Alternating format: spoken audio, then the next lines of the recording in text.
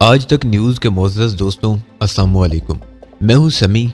इससे पहले आप इस कहानी की 22 किस्तें सुन चुके हैं और अब 23वीं किस्त मुलाहिज़ा फरमाएं।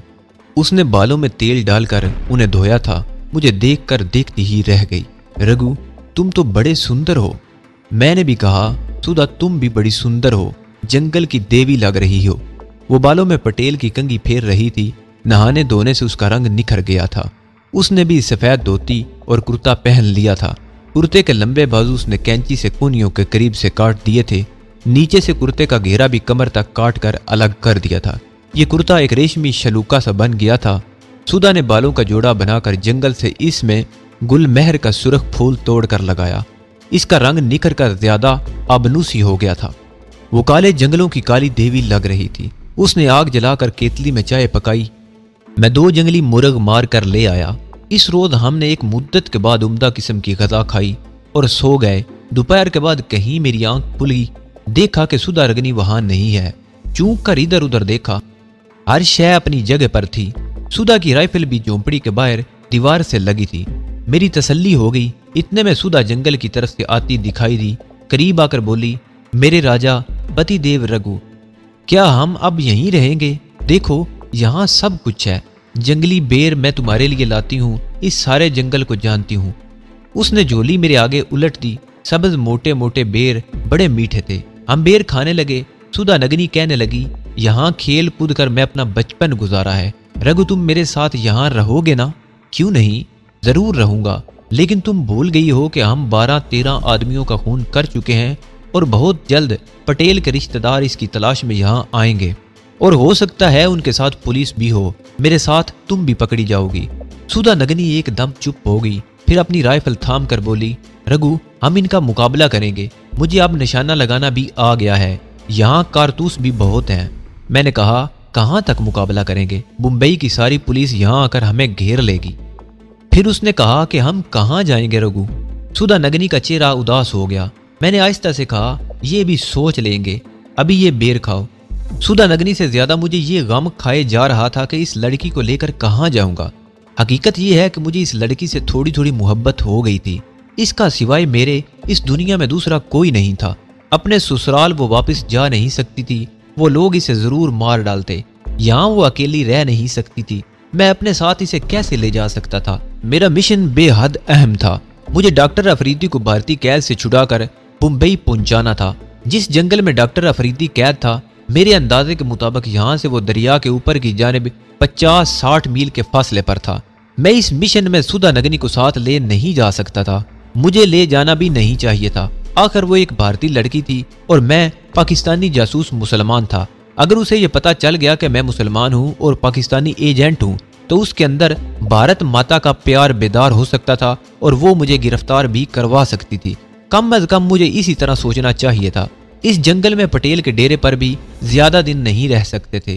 कुछ दिन गुजरने पर जब कस्बे में पटेल के घर वालों को इसकी कोई खबर न मिली तो ऐन मुमकिन है कि उसके बेटे पुलिस की गार्ड लेकर यहाँ पहुंच जाएं। मेरा जहन किसी नतीजे पर नहीं पहुंच पा रहा था।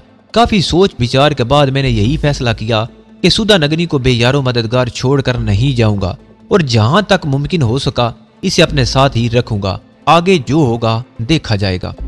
पटेल के डेरे पर हमें 5वां दिन जा रहा था। अभी तक उसके घर वालों की तरफ से कोई भी इसकी तलाश में नहीं आया था। एक रोज सुधा नगनी दिन चढ़े जंगल से नारियल और बेर इकट्ठे करने चली तो मैंने झोंपड़ी वाले टीले पर जाकर दरिया की मगरबी सिमत का जायजा लिया कि कहीं कोई पुलिस पार्टी स्टीमर में नहीं आ रही।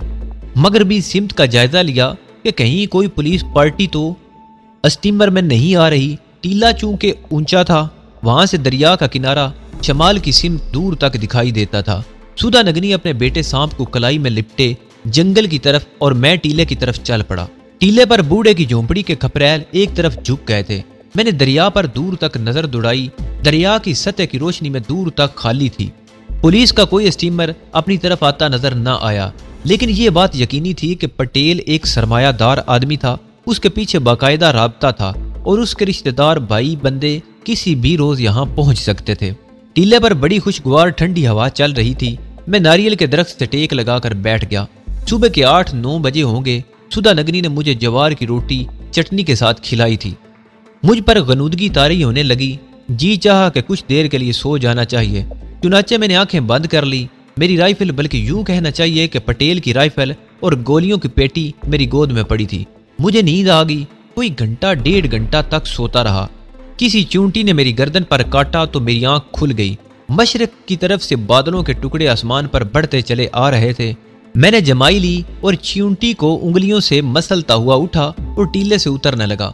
उतरने से पहले मैंने एक बार फिर दरिया के शिमाल की जानिब निगाह डाली। किसी स्टीमर या कश्ती का दूर दूर तक नामो निशान तक न था। खुदी हुई जमीन पर पटेल के गुंडों की लाशें गलने सड़ने लगी थी और 2-4 गिद्ध इधर आ गए थे और आकर लाशों को बम्बोड़ रहे थे। मैं राइफल कंधे से लटकाए मजे मजे से टहलता पटेल के डेरे की तरफ जा रहा था।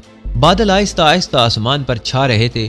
सूरज इनके पीछे छुप गया था और दरिया पर छांव आ गई थी। मैंने सोचा कि सुधा नगनी जंगल से नारियल इकट्ठे करके ले आई होगी और उसे कहूंगा कि आज नारियल के दूध वाली चाय बनाए। इस किस्म की चाय मैंने एक बार मद्रास में पी थी। जंगल के किनारे दरख्तों में से होता हुआ मैं डेरे पर आ गया। झोंपड़ी का दरवाजा खुला था। डेरे की दीवार के पास एक कच्ची मंडेर ढह गई थी। जब मैं टीले की तरफ गया था तो ये मंडेर बिल्कुल सालिम थी। मैंने सोचा शायद कोई गीदड़ डर कर घबराहट में भागते हुए इस कच्ची मंडेर से टकरा गया हो। मंडेर जमीन से बमुश्किल 2 फीट बुलंद थी और डेरे के अहाते के इर्द गिर्द बनी हुई थी। अचानक मुझे जमीन पर मंडेर की गिरी हुई मिट्टी पर घोड़े के सुम्मों गहरे निशान नजर आए। मुझे जैसे बिजली का करंट सा लगा और मैं छलांग लगाकर मंडेर को फांद गया। राइफल मैंने अपने कंधों में मजबूती से थाम ली। झोंपड़ी का दरवाजा खुला था। यहाँ भी घोड़ों के सुम्मों के निशान थे। मैं राइफल साथ लिए झोंपड़ी में घुस गया। झोंपड़ी खाली थी, मगर इस सालम में थी कि वहां सिवाय खाली पलंग के और कुछ नहीं था। ना रेशमी बिस्तर और ना कपड़ों का बॉक्स, ना घी के कनस्तर और ना आटे चावल की बोरियां। मैं तेजी से बाहर निकल आया। समझ गया कि ये डाकुओं का कारनामा है, मगर अब मुझे सुधा नगनी की फिक्र थी। वो जंगल में गई थी। घास पर कुछ दूर तक घोड़ों के सुम्मों के निशान चले गए थे। आगे सुम्मों के निशान तो नहीं थे, मगर झाड़ियां घोड़ों के सुम्मों तले कुचली हुई थी। मैं बढ़ता चला गया। मैं दरख्तों की आड़ लेता कदम कदम आगे बढ़ रहा था। मैंने सुधा को आवाज दी और कोई जवाब न आया। दूसरी बार ज्यादा जोर से पुकारा। जंगल में सन्नाटा ही छाया रहा। मेरी कनपटियां तक धड़कने लगी थी। अब मुझे महसूस हुआ कि मुझे सुधा नगनी से कितना प्यार हो गया था।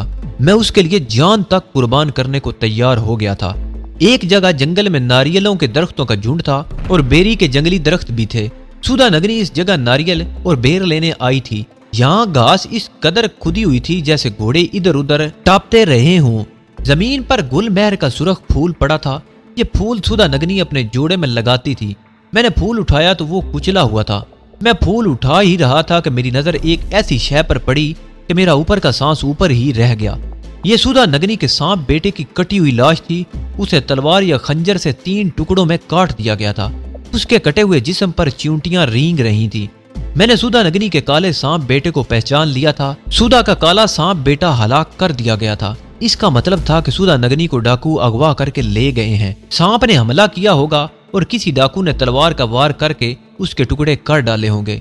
जंगल आगे जाकर घना हो गया था और घोड़े के सुम्मों के निशान भी गायब हो गए थे। मैं डाकुओं की तलाश में दूर तक निकल गया था कि अचानक मुझे दूर से किसी मोटर स्टीमर के बूमपों की धीमी सी आवाज सुनाई दी। मेरे कदम वहीं रुक गए। दरिया में दूर तक कोई स्टीमर चला आ रहा था।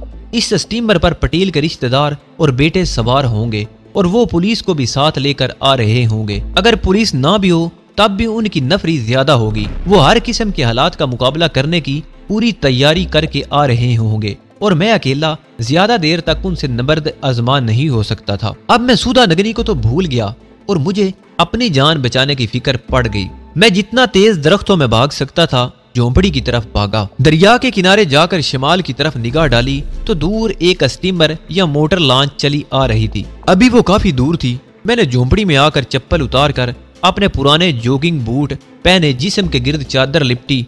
मेरी सारी बंदूकें और 303 की दोनों राइफलें, कारतूस और गोलियां वगैरह डाकू अपने साथ ही ले गए थे। सिर्फ वही राइफल और गोलियां बची थी जो मेरे पास थी। यहाँ सब्जी और फल काटने वाली एक छुरी थी। मैंने उसे अपनी धोती में अड़स लिया और सुधा नगनी का दिया हुआ सांप का मनका अपनी जेब में रख लिया। मैं एक बार फिर दरिया की तरफ आ गया। स्टीमर अब करीब आ गया था और उसके ऊपर लहराने वाला गुजरात पुलिस का नीला और गिरवे रंग का झंडा हवा में फड़फड़ाता साफ नजर आ रहा था। मैं छलांग लगाकर पटेल के दरिया के किनारे मोटर कश्ती में आ गया। जीना उतरकर मट्टी के तेल का कनस्तर लेकर उस तेल को इंजन के पास उलट दिया। फिर कपड़े के एक टुकड़े को आग लगाकर फेंका और बाहर निकालकर झोंपड़ी की तरफ दौड़ पड़ा। मोटर कश्ती के इंजन ने आग पकड़ ली। इसमें से पहले धुआं और फिर आग के शोले बुलंद होने लगे। मैंने अपनी सिमत का तयन शमाल मगरब की तरफ कर लिया था, क्योंकि उसी रुख पर बड़ौदा और अहमदाबाद के वस्ती जंगल पर वो पुराना किला नमा खंडर था, जिसके जेर जमीन लिबर्टी में मेरे साथी एजेंट अमजद के मुताबिक पाकिस्तानी साइंसदान डॉक्टर अफरीदी और उसकी नौजवान लड़की नौरीन कैद थी। नारियल के झुंड में तुदा नगरी के सांप बेटे की लाश अब चींटियों से पूरी तरह ढक गई थी। यहाँ पहुंचकर मुझे पीछे दरिया की तरफ से एक धमाके की आवाज सुनाई दी। ये पटेल की मोटर कश्ती के फटने का धमाका था। उसके साथ ही मोटर लॉन्च के बम्पोर की आवाजें बुलंद होना शुरू हो गईं। मालूम हुआ कि पुलिस पार्टी दरिया के किनारे पहुंच चुकी थी। मैंने ज्यादा तेजी से भागना शुरू कर दिया। अब हर दूसरे कदम पर दरख्त मेरा रास्ता रोकते थे, लेकिन पीछे मेरी और मेरे मुस्तकबिल की मौत मेरे ताकुब में थी और आगे एक अहम तरीन मिशन मेरे इंतजार में था। मैं भागता चला जाता। जंगल इस कदर घना था कि मैं तेज नहीं दौड़ सकता था। फूदरू झाड़ियां, दरख्तों की लटकती टहनियां और घुटनों तक घास कदम कदम पर मुज़ाहमत कर रही थी। फिर भी मैं इन रुकावटों को अबूर करता जितनी तेजी से भाग सकता था भागा जा रहा था। गुजरात पुलिस की लांचों के पंपों की आवाजें मेरा पीछा कर रही थी। पटेल की जिस मोटर लॉन्च को मैंने आग लगाई थी उसके धमाके बंद हो गए थे। ऐन मुमकिन था कि पटेल के अड्डे पर लाशों को देखकर पुलिस मेरी तलाश में जंगल में निकल खड़ी हो, मगर ये जंगल इस कदर घना और दुश्वार गुजार था कि अगर मैं इसके वस्त की जानिब मजीद आगे निकल जाता तो फिर पुलिस तो क्या, भारतीय फौज के जवान भी मेरा खोज नहीं लगा सकते थे। चुनाचे मैंने अपनी रफ्तार मजीद तेज कर दी। इन जंगलों के नशीबो फराज से वाकफियत और कुछ मेरा तजुर्बा, ज्यादातर जवानी का ताज़ा वलवला परवर खून और कौमी जज्बा मेरी हिम्मत बढ़ा रहा था। पटेल के डेरे से उठाई हुई कीमती राइफल गोलियों की पेटी के साथ ही मेरे कंधे से लगी थी। मेरा लिबास पटेल ही के संदूक में से निकाला हुआ धोती कुर्ता था। ऊपर मैंने चादर लपेट रखी थी। धोती में फल काटने वाली छुरी अड़स रखी थी। जेब में माचिस की डिबिया भी थी। पाँव में जॉगिंग शूज थे। रुपया पैसा मेरे पास नहीं था। सौराष्ट्र में सर्दी बहुत कम पड़ती है, चुनाचे मौसम सरमा में भी इन जंगलों में गर्मी और हब्स की कैफियत थी। मैंने चादर उतार कर एक जगह झाड़ियों में अच्छी तरह से छुपा दी। जब मैं जंगल में दाखिल हुआ था तो सूरज दरिया की सिमत गरूब हो चुका था और जंगल में शाम का अंधेरा बड़ी तेजी से उतरने लगा था। ये बात मेरे हक में जाती थी और दूसरी तरफ मुझे शेर और चीते और सांप बिच्छू का डर भी था। सांप के जहर पर काबू पाने के लिए तो मेरे पास इसका तरियाक यानी मेरी हमदम, मेरी दोस्त और अब मेरी महबूबा सुधा नगरी का दिया हुआ सांप का मनका मौजूद था, लेकिन शेर, चीते और हाथी के बराह रास्त और अचानक हमले से बचाव मुश्किल था। अभी मैं पुलिस पार्टी से इतना करीब था कि किसी दरख्त पर बैठकर रात बसर करने का तो सवाल ही पैदा नहीं होता था। बस अल्लाह का नाम का विर्द करता, दिल में अपनी जिंदगी की दुआएं मांगता, दरख्तों और झाड़ियों से उलझता, अंधेरे में ही आगे बढ़ता चला जा रहा था। सिमत का तयन मैंने खास अंदाजे से किया था। इस जंगल में मैं पहले भी सुधा नगनी के साथ सफर कर चुका था। मेरी मंजिल मुंबई शहर थी, जो इस वक्त मुझे हजारों मील के फासले पर महसूस होता था। मुझे सौराष्ट्र की सरहद को पार करके महाराष्ट्र के प्रांत में दाखिल होना था।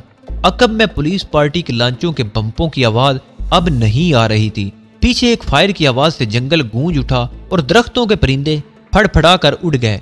ये 303 राइफल का फायर था। शायद पुलिस मेरे ताकुब में चल पड़ी थी, या ऐसा भी हो सकता ये फायर मुझे दहशत ज़दा करने के लिए दागा गया हो। इतना मुझे मालूम था कि गुजरात पुलिस के सूखे साके सिपाहियों में इतना दमखम नहीं कि वो रात के अंधेरे में इतने खतरनाक जंगल का रुख करें। ताहम मैं जरा सी भी गफलत नहीं करना चाहता था। मैं किसी जगह रुके बगैर आगे बढ़ता गया। जब रात का अंधेरा गहरा हो गया और मैं भी थक गया तो एक जगह घास में छुपे हुए पत्थरों के पास बैठकर सुस्ताने लगा। जब सांस कुछ ठीक हुआ तो अल्लाह का नाम लेकर मैं फिर चल पड़ा। ये हिम्मत तलब दुश्वार गुजार सफर रात गए तक जारी रहा। अब मैं इतना थक चुका था कि एक कदम चलने की सिक्कत न थी। प्यास भी लग रही थी। कोई नदी नाला अभी तक मुझे नहीं मिला था। मैं एक जगह बेदम होकर बैठ गया। लिबास भी कई जगह से फट गया था। राइफल और गोलियों की पेटी अपने सामने जमीन पर डाल दी और लंबे लंबे सांस लेने लगा। ऐन उस वक्त जंगल किसी शेर की धाड़ से गूंज उठा। मैं चूक कर अंधेरे में जिधर से आवाज आई थी उधर गौर से देखा। तारीकी में भूतों की तरह अस्तादा देव कामत दरख्तों के हवेलों के सिवा और कुछ नजर नहीं आ रहा था। शेर की धाड़ करीब से बुलंद हुई थी। हो सकता है ये कोई आदमखोर शेर हो और उसे मेरी बू आ गई हो। मैंने राइफल उठाकर कांधे पर डाली और एक दरख्त पर चढ़कर उसके 2 शाखे पर बैठ गया। ये 2 शाखा जो जमीन से काफी बुलंद था, मेरे लिए ये एक मचान का काम दे रहा था। मैंने एक मोटी सी टहनी से टेक लगा ली और मच्छरों ने मुझ पर हमला कर दिया। ये एक नई मुसीबत थी। बहरहाल मुझे इस मुसीबत का मुकाबला तो अब करना ही था। मैंने धोती उतार कर इसमें अपना सारा जिस्म लपेट लिया, सिर्फ आंखें खुली रखी। किसी ने सच ही कहा है कि नींद सूली पर भी आ जाती है। खुदा जाने किस वक्त मुझे नींद आ गई और मैं इसी हालत में दरख्त की टहनी से टेक लगाए सो गया। चिड़ियों की चहकार से मेरी आंख खुल गई और दरख्तों के नीचे दिन की रोशनी फैली हुई थी। मैं एक पल के लिए तो दम साधे वहीं बैठा माहौल का जायजा लेता रहा। सिवाय चिड़ियों की चहकार और परिंदों की बोलियों के वहां दूसरी कोई आवाज नहीं थी। दरख्त से उतरकर मैंने धोती बांधी, छुरी को कुर्ते की जेब में रखा, राइफल के चैम्बर को चेक किया। चैम्बर मैगजीन से भरा हुआ था। प्यास से हल्क खुशक हो रहा था। कुछ दूर चलने के बाद एक जगह पत्थरों में पानी का छोटा सा झरना नजर आया। इस झरने में से शफाफ पानी बहकर एक तलिया में जमा हो रहा था। जी भरकर पानी पिया, मुंह हाथ धोया और अल्लाह का शुक्र अदा किया और अंदाजे से एक तरफ रवाना हो गया। ये सारे का सारा इलाका सतह मुर्तफा का था। ना हमवार पथरीली जमीन को जंगली देवदार और साल के दरख्तों ने ढांप रखा था। खुदा खुदा करके घना जंगल खत्म हुआ। सामने धूप की रोशनी में फैला हुआ ऊंचा नीचा घास का मैदान था, जिसके आखिर में एक जगह दरख्तों की छांव में कुछ झोंपड़े दिखाई दे रहे थे। इन झोंपड़ियों में एक जगह धुआं उठ रहा था। पास ही कुछ खेत भी नजर आए। मेरा लिबास सौराष्ट्र के आदमियों जैसा था, लेकिन मैं इन लोगों की जबान रवानी से नहीं बोल सकता था। ताहम एक हौसला था कि राइफल मेरे पास है। मैं झोंपड़ियों की तरफ चल पड़ा। ये सीधे साधे नीम जंगली देहाती थे। मैंने ये फर्जी कहानी सुनाई कि शिकारी हूँ, अपनी पार्टी से जंगल में बिछड़ गया था। इन लोगों ने मुझे मकई की रोटी और दूध पेश किया। ताज़ा दूध और मकई की रोटी ने मेरे जिस्म की खोई हुई तवानाई फिल वक्त बहाल कर दी। इनकी जबान जंगली गुजराती थी, जिसमें महाराष्ट्र प्रांत की बोली भी शामिल थी। इन्होंने कुछ बोलकर कुछ इशारों में मुझे बताया कि महाराष्ट्र की सरहद 1 दिन और 1 रात की मुसाफत पर है। मैंने 1 दिन और 1 रात वहां आराम किया। भरी हुई राइफल को मैंने अपने से अलग नहीं किया था। अगले रोज में ताज़ा दम था। यहाँ सुई धागे से मैंने अपने कपड़ों की थोड़ी बहुत मुरम्मत भी कर ली थी। इनकी औरतें जो चांदी के जेवरात से लदी फदी थी, मेरी तरफ मुस्कुरा कर देख रही थी। इन लोगों की मेहमान नवाजी मुझे हमेशा याद रहेगी। जब चलने लगा तो उन्होंने मकई की 4 मीठी रोटियां बांधकर साथ कर दी। मैंने हिंदुओं की तरह उन्हें हाथ जोड़कर धन्यवाद कहा और अपने सफर पर रवाना हो गया।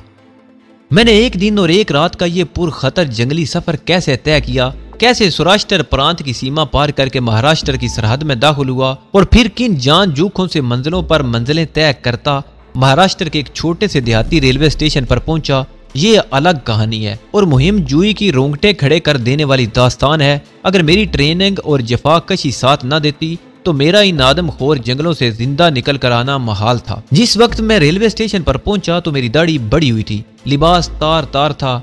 मच्छरों के काटने की वजह से चेहरा सूजा हुआ था, लेकिन राइफल और गोलियां अब भी मेरे पास थी। मैं सीधा इस छोटे रेलवे स्टेशन मास्टर से जाकर मिला और उसे ये कहानी घड़कर सुनाई कि मैं आंध्र प्रदेश का रहने वाला हूँ और अपनी शिकार पार्टी से बिछड़कर जंगल में भटक गया हूँ। मैं तमिल जबान में बात कर रहा था। मेरा रंग भी सांवला हो गया था। स्टेशन मास्टर नाटे कद का, एक अधेड़ उम्र मरहटा था। मैं तमिल जबान में बड़ी रवानी से बोल रहा था। स्टेशन मास्टर को मेरी दास्तान पर लाजमी तौर पर यकीन करना ही पड़ा। वो मुझे अपने छोटे से क्वार्टर में ले गया। यहाँ उसकी पत्नी मौजूद थी। मुझे हैंडपंप के नीचे नहाने को कहा गया, नए कपड़े पहनने को दिए गए, खाना खिलाया गया। कई दिनों के बाद चाय पीने को मिली। स्टेशन मास्टर ने मुझे बताया कि यह महाराष्ट्र का नाप्पामली रेलवे स्टेशन है। मैंने उसे कहा कि मुंबई में मेरे बड़े भाई कृष्णम आचार्य जी रहते हैं, मैं उनके पास जाऊंगा। आप मुझे किसी तरह मेहरबानी करके मुंबई शहर पहुंचा दीजिए, आपकी बड़ी कृपा होगी। मैंने नहाने के बाद उन पर असर डालने के लिए पूजा पाठ भी की थी और तमिल जबान में रामायण के कुछ श्लोक भी ऊंची आवाज में पढ़े थे। माथे पर केरला के आचार्यों की तरह विष्णु देवता का तिलक भी लगा लिया था। यह स्टेशन मास्टर वैसे ही बड़ा नेक दिल लग रहा था। इस पर मुत्तजाद मेरी धार्मिक सभा से बहुत मुतासर हुआ। उसने मुझे तसल्ली दी कि वो मुझे नामापली से मुंबई तक का एक रेलवे पास बना देगा। तुम ये पास रास्ते में टिकट चेक करने वाले को दिखाते जाना, तुम्हें कोई कुछ नहीं कहेगा। मैंने इस मरहटे स्टेशन मास्टर के पास 3 रोज कयाम किया और फिर से ताज़ा दम हो गया। एक रात को मुझे ट्रेन में सवार करा दिया गया। मैंने स्टेशन मास्टर का हाथ जोड़कर शुक्रिया अदा किया और उसे धन्यवाद कहा और ट्रेन मुझे लेकर मुंबई की तरफ रवाना हो गई। ये भी काफी लंबा सफर था। रास्ते में कई मकामात पर ट्रेन बदलनी पड़ी। राइफल और गोलियों की बेल्ट अब भी मेरे पास थी। मुझे खूब मालूम था कि अभी एक अहम तरीन और खतरनाक मिशन मेरे सामने है, यानी मुंबई में अपने खुफिया एजेंट हकीम सुलेमान शाह से मिलने के बाद मुझे बड़ौदा और अहमदाबाद के दरमियानी जंगलात पर वाक़े पुराने किले के खंडरात से अगवा शुदा पाकिस्तानी साइंसदान डॉक्टर अफरीदी और उसकी जवान साल बेटी नौरीन को बरामद करके पाकिस्तान पहुंचाना है। और इस मुहिम में मुझे इस राइफल की अशद जरूरत थी। चुनाचे मैं राइफल को अपने से अलग नहीं करना चाहता था। ट्रेन में मरहटे मुसाफिर मुझसे राइफल के बारे में सवाल करते तो मैं तामिल और गुजराती हिंदी जबान में उन्हें यही जवाब देता कि मैं शिकारी हूँ। वो बड़े हैरान होते क्योंकि एक धर्मचारी और विष्णु का पुजारी शिकार का तो तसव्वुर भी नहीं कर सकता था। लेकिन मैं उन्हें यह कहकर चुप करा देता कि मैं ब्रह्मु समाज का आचार्य हूँ जो गोश्त भी खाते हैं और मुर्गी भी मारते हैं। बहरहाल खुदा खुदा करके मेरा ये अजियतनाक सफर खत्म हुआ और एक रोज जबकि दिन अभी निकला ही था, ट्रेन भारत के सबसे खूबसूरत अरूसुल बिलाद मुंबई शहर के अजीम शान रेलवे स्टेशन में दाखिल हुई। इस शहर में मैं पहले भी आवारागर्दी कर चुका था। मेरे लिए ये कोई शहर नया नहीं था। नेक दिल मरहटे स्टेशन मास्टर ने मुझे कुछ पैसे भी दिए थे, जिनमें से मेरे पास सिर्फ 300 रुपए ही बाकी बचे थे। रेलवे स्टेशन से बाहर निकलकर मैंने एक विक्टोरिया वाले से चरनी रोड जाने को कहा। उसने कहा, आचार्य जी 5 रुपए लूंगा। मैं मुंबई के बोरी बंदर रेलवे स्टेशन पर उतरा था और यहाँ से चरनी रोड काफी दूर था। 5 रुपए किराया ज्यादा नहीं था, लेकिन मेरे पास सिर्फ 3 रुपए थे। मैं ये भी मुनासिब नहीं समझता था कि विक्टोरिया वाले को ये पता चले कि मैं चरनी रोड पर हकीम सुलेमान शाह के मुतिब पर गया हूँ। मैंने कहा कि मुझे चरनी रोड से पीछे उतार देना, मैं 3 रुपए दूंगा। वो राजी हो गया। रास्ते में मुझसे पूछने लगा कि आचार्य जी तो जीवन हत्या नहीं करते, फिर आप ये बंदूक किस लिए उठाए फिर रहे हैं? मैंने कहा कि यह बंदूक मेरे एक भाई बंदे की है, इसे देने जा रहा हूँ। मुंबई का मौसम बहुत खुशगवार था। धूप निकली हुई थी। मुंबई की आलीशान सर्ब फलक इमारतों में दिन की रोशनी बड़ी खूबसूरत लग रही थी। सड़कों पर लोगों का हुजूम चल फिर रहा था। विक्टोरिया नपी तली रफ्तार से चल रही थी और ऐसे मुझे सोचने का मौका मिल गया। विक्टोरिया टुक टुक करती सड़क पर चली जा रही थी। ये चर्च रोड थी। यहाँ से 2 सड़कें गुजरने के बाद चरनी रोड आ जाता था। चर्च रोड के कोने पर पहुंचकर मैंने विक्टोरिया वाले से कहा, बस भैया मुझे यहीं उतार दो, मेरे 3 रुपए यहाँ खत्म हो गए। विक्टोरिया वाला, जिसने तुर्की की टोपी पहन रखी थी, ऊपर गद्दी पर बैठे बैठे मुस्कुराकर बोला, स्वामी जी कोई बात नहीं, मैं आपको चरनी रोड पर ही पहुंचाए देता हूँ। लेकिन मैं एहतियात के तौर पर चरनी रोड के नाके पर उतर गया। मैं खुशादा सड़क के दोनों तरफ चाय के होटल और दुकानों के बोर्ड पढ़ता आहिस्ता आहिस्ता फुटपाथ पर चला जा रहा था। आधी सड़क तय करने के बाद मुझे फुटपाथ पर एक जगह सुलेमानिया दवाखाना का छोटा सा उर्दू में लिखा हुआ बोर्ड नजर आ गया। यही मेरी मंजिल थी। दवाखाने की छोटी सी ड्यूटी थी। एक जानिब कमरे में गोल मेज पर अखबारात रखे थे। कुछ लोग अखबार पढ़ रहे थे। ये हकीम साहब की लाइब्रेरी थी। आगे सामने दवाखाने का दरवाजा था। मैं दवाखाने में दाखिल हो गया। एक नौ उम्र लड़का फर्शी नशिस्त के पास बैठा दवाइयों की पुड़ियां बांध रहा था। हकीम साहब की नशिस्त पर एक पुरानी वज़े की संदूकची रखी हुई थी। हकीम साहब खुद मौजूद नहीं थे। मैं वहीं नशिस्त के करीब दरी पर बैठ गया और लड़के से कहा, बच्चा जाकर शाह जी से कहो स्वामी जी बड़ी दूर से इलाज कराने आए हैं। लड़का बड़ी बेनियाजी से बोला, शाह जी 10 बजे से पहले बाहर नहीं आते। मैंने अपने पेट को दोनों हाथों से दबाते हुए कहा, बच्चे मेरे पेट में बड़ा दर्द है, जाकर हकीम जी को बुला, दर्द से मैं मरा जा रहा हूँ। मैंने अदाकारी शुरू कर दी। लड़का मेरी अदाकारी से कुछ ज्यादा ही मुतासिर हो गया।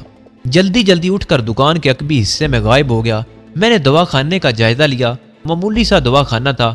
लकड़ी के खानों में किस्म किस्म के लेबलों वाली दवाइयों के डिब्बे और बोतलें रखी थी। दीवार पर गांधी और पंडित नेहरू की तस्वीरें भी लगी हुई थी। लड़के ने वापस आकर कहा, शाह जी आ रहे हैं, और वो दोबारा पुड़िया बांधने में मसरूफ हो गया। मैंने दर्द की अदाकारी जरा कम कर दी। थोड़ी देर बाद लड़के ने मेरी राइफल की तरफ इशारा करके पूछा, क्या आप शिकारी हैं?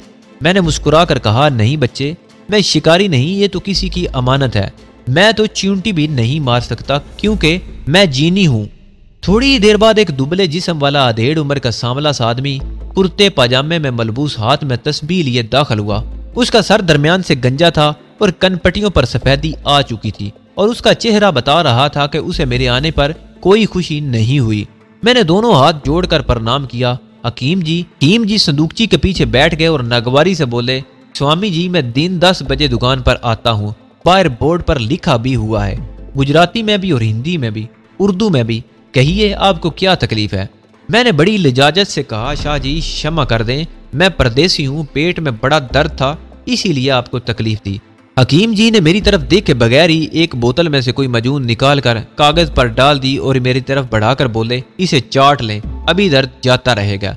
मैंने मजून वाला कागज हाथ में लेकर उसे गौर से देखा और कहा, महाराज गांव में वेद जी ने कहा था कि अगर नीले मरवारीद का सुनना था कि हकीम जी एक पल के लिए जहां बैठे थे वहीं पत्थर की तरह साकत से हो गए, लेकिन उन्होंने मेरी तरफ अभी भी आंख उठाकर न देखा। जो लड़का पुड़ियां बांध रहा था उसे कहा, अब्दुल जा चाय वाले से 2 चाय ले आ। लड़का वहीं काम छोड़कर दुआ खाने से निकल गया। उसके जाने के बाद भी हकीम जी ने किसी तजस्सुस का इजहार न किया। संदूकची का ढकना उठाकर उसमें से कुछ तलाश करते हुए बोले, स्वामी जी जिस रंग के मरवारीद का आपने जिक्र किया है वो तो कहीं नहीं मिलता। मैंने आगे झुककर आहिस्ता से कहा, मुझे तो यही बताया गया था कि आपके पास नीला मरवारीद मौजूद है। हकीम जी ने संदूकची का ढक्कन बंद कर दिया, नशिस्त पर से एक कागज और पेंसिल उठाकर मेरी तरफ बढ़ाया और जिसने आपको ये कहा था उसका नंबर तो लिख के दें यहाँ। मैंने अपना वो खास कोड नंबर कागज पर लिख दिया जो पाकिस्तानी चीफ ने मुझे दिया था और जिसकी खबर हकीम सुलेमान शाह को भी कर दी गई थी। कागज पर नंबर पढ़ते ही हकीम जी ने कागज फाड़कर पुर्जे पुर्जे करके टोकरी में फेंक दिया और उठते हुए बोले, मेरे साथ आओ। वो मुझे दवाखाने के पीछे एक छोटे से कमरे में ले गए जहां दीवार के साथ मध्यम सा बल्ब जल रहा था और एक पलंग पर मैला सा बिछौना बिछा था। मेज पर टाइम पीस, अखबार, एक रसाला, मजून की शीशी, चम्मच और गिलास पड़ा था। एक पुरानी सी कुर्सी पलंग की पाइंती के करीब ही रखी हुई थी। हकीम जी ने अंदर आते ही दरवाजा बंद कर दिया, मुझे कुर्सी पर बैठने का इशारा किया और खुद पलंग पर बैठ गए और बोले, इसका नाम क्या था जिसने तुम्हें मेरे पास नीला मरवारीद लेने के लिए भेजा है? अमजद, मैंने आहिस्ता से कहा। यह हकीम जी का आखिरी इम्तिहान था। उसके बाद वो मुतमईन से नजर आने लगे। मुझे राइफल और गोलियों की पेटी कोने में रखने को कहा। इतने में लड़का चाय के 2 कप ले आया। उसके आने की आहट पाते ही हकीम जी ने मेरी नब्ज पकड़ ली। लड़का चाय के कप रख कर चला गया। हकीम जी ने मेरी कलाई छोड़ दी और कहा, चाय पियो। कमरे में खामोशी छा गई। हकीम चाय का घूंट पीकर बोले, मुझे तुम्हारा इंतजार था।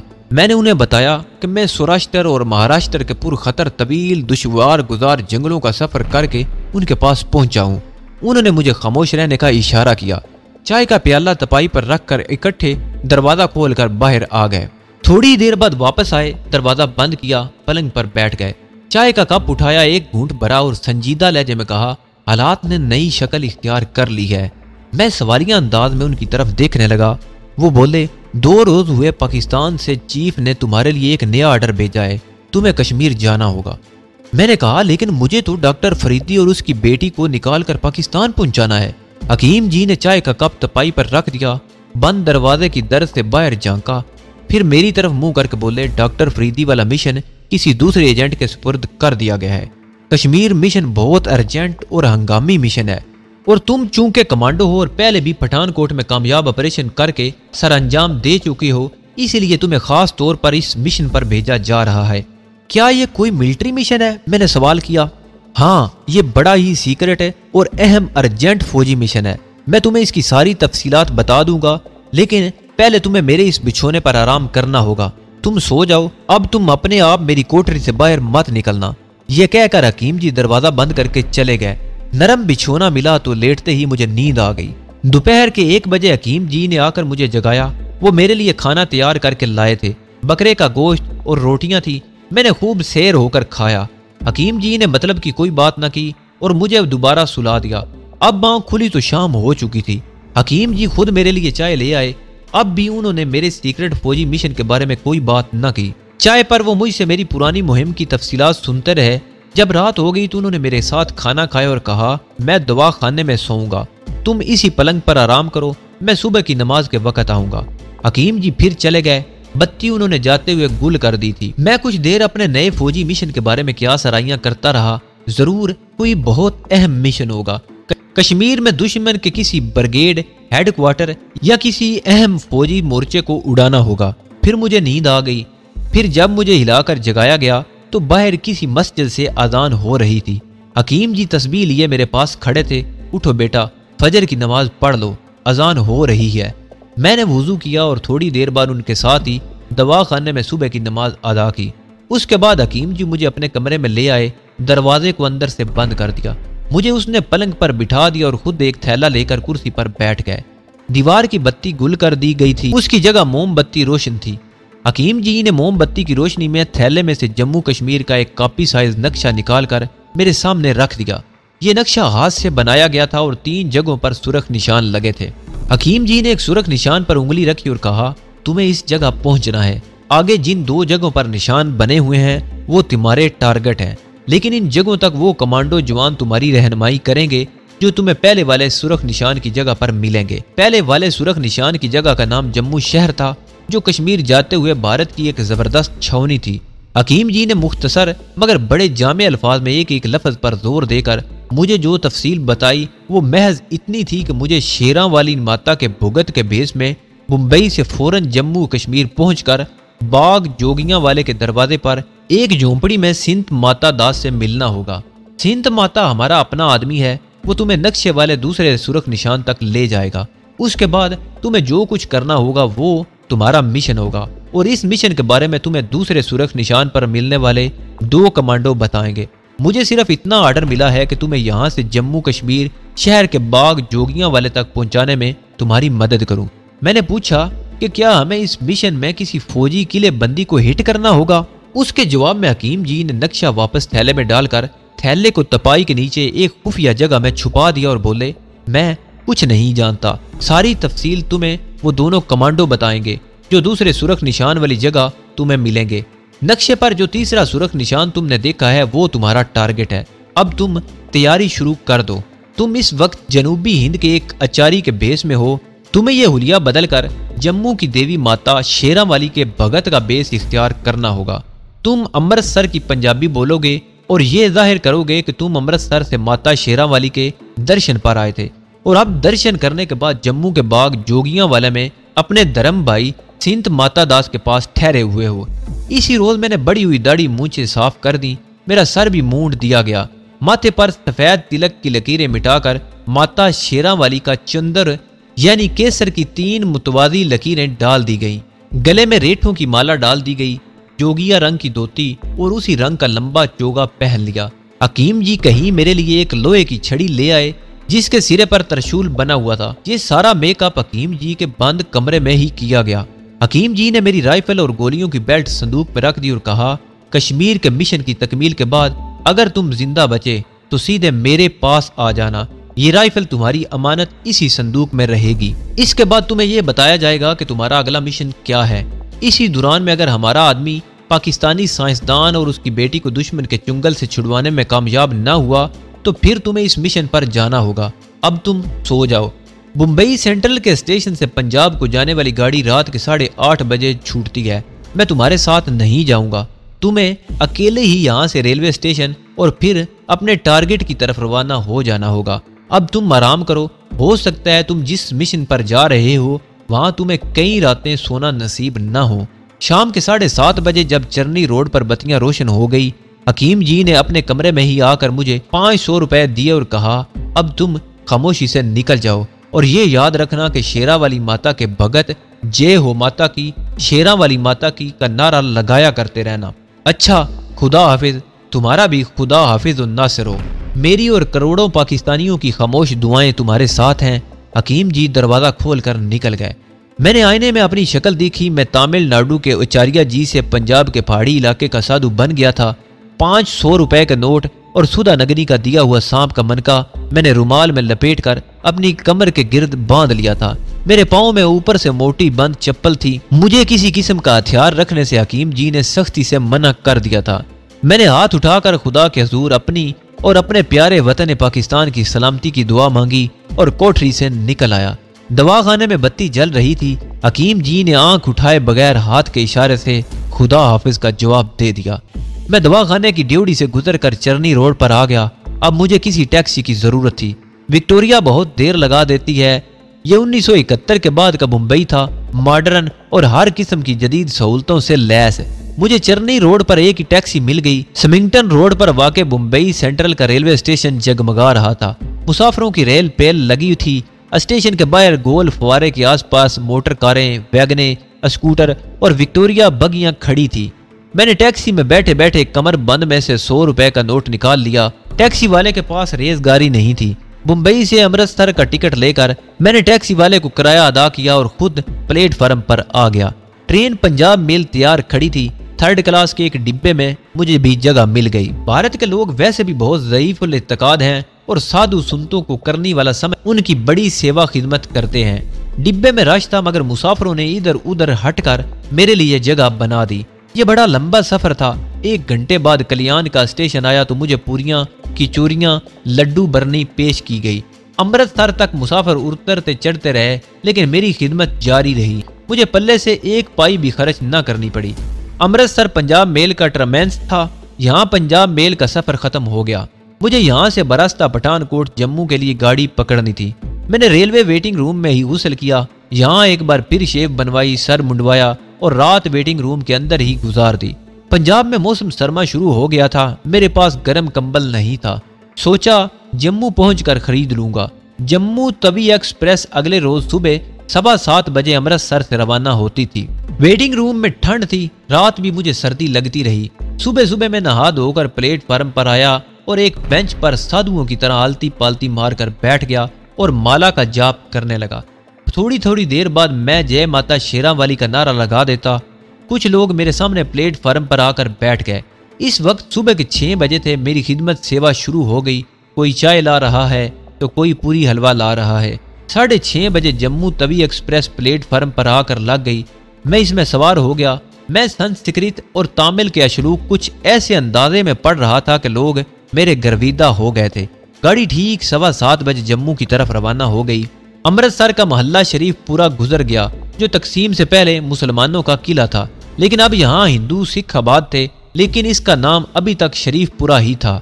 मुझे बेसाख्ता स्मगलर करुंडिया का ख्याल आ गया। यकीनन वो आज भी हाल बाजार वाले अपने होटल की गद्दी पर बैठा हिसाब किताब कर रहा होगा और उसके साथ ही स्मगलिंग में मसरूफ होंगे। मुझे वो तमाम शब रोज याद आ गए जो कभी मैंने यहाँ बसर किए थे।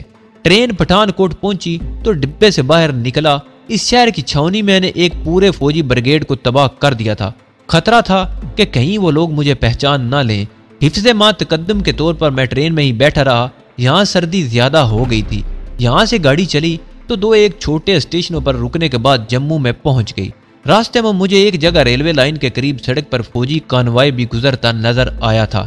जम्मू कश्मीर का दरवाजा था। यहाँ बहुत बड़ी छावनी थी और हिफाजती इंतजामात और चेकिंग बड़ी सख्त थी। भारत के लोगों को भी कश्मीर जाने के लिए यहाँ खसूसी तौर पर परमिट दिखाने पड़ते थे। जगह जगह CID के आदमी फिर रहे थे। ये सब कुछ मुझे बता दिया गया था।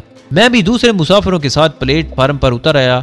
मैंने यहाँ जय माता शेरा वाली का नारा लगाने से परहेज ही किया। मैं ख्वाह मुखा CID वालों की तवज्जो अपनी तरफ मरकूज नहीं कराना चाहता था। पहाड़ी मुकाम होने की वजह से यहाँ काफी ठंड थी। मुझे सर्दी लगने लगी। मैं जम्मू शहर में पहली बार दाखिल हो रहा था और शहर के पुराने तर्ज के बाजार में काफी रश था। मैं पुराने कपड़ों की एक दुकान में घुस गया। एक कंबल खरीदना चाहता था।